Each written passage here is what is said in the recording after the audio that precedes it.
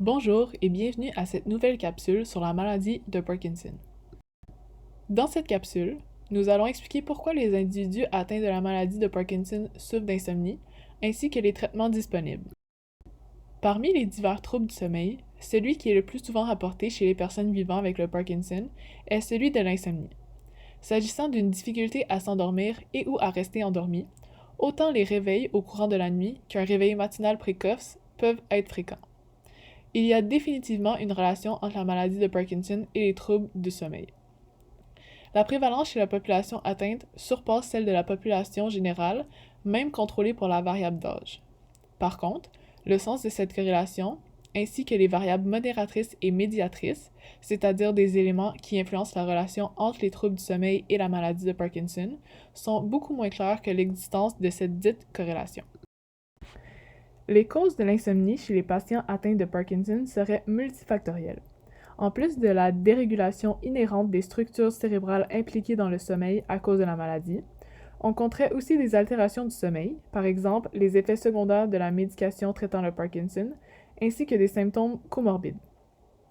Parmi les variables possibles impliquées, des symptômes neuropsychiatriques, par exemple la dépression, la nicturie, c'est-à-dire le besoin d'uriner pendant la nuit, des dyskinésies, de la douleur, de la dystonie, c'est-à-dire une contraction prolongée et involontaire du muscle, ainsi que des changements de rythme circadien peuvent significativement contribuer à un sommeil insatisfaisant. Parmi les comorbidités, la dépression est la plus importante. Puisque l'insomnie est aussi un symptôme de dépression, en plus de se relever chez les patients atteints de la maladie de Parkinson, cette comorbidité amplifie le risque d'insomnie.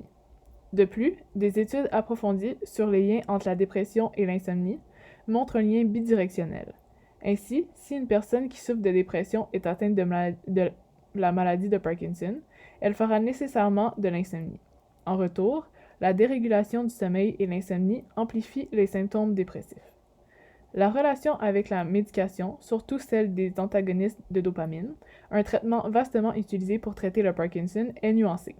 Il est important de noter que seulement une partie de la population vivra des effets secondaires d'insomnie liés à ces médicaments, tandis qu'une autre partie de la population. Quatre causes sous-jacentes peuvent possiblement expliquer le lien médicament et insomnie. Premièrement, chez certaines personnes, la médication antagoniste de dopamine peut amplifier les hallucinations, ce qui serait lié à des terreurs nocturnes et donc de l'insomnie.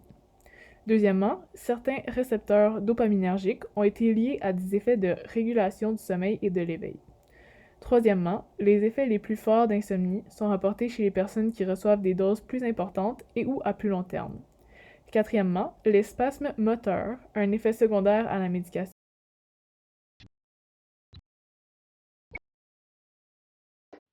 Afin d'effectuer une intervention sur les divers troubles du sommeil nocturne, il est important pour le professionnel de la santé d'identifier les éléments perturbateurs du sommeil comme préalable au traitement choisi.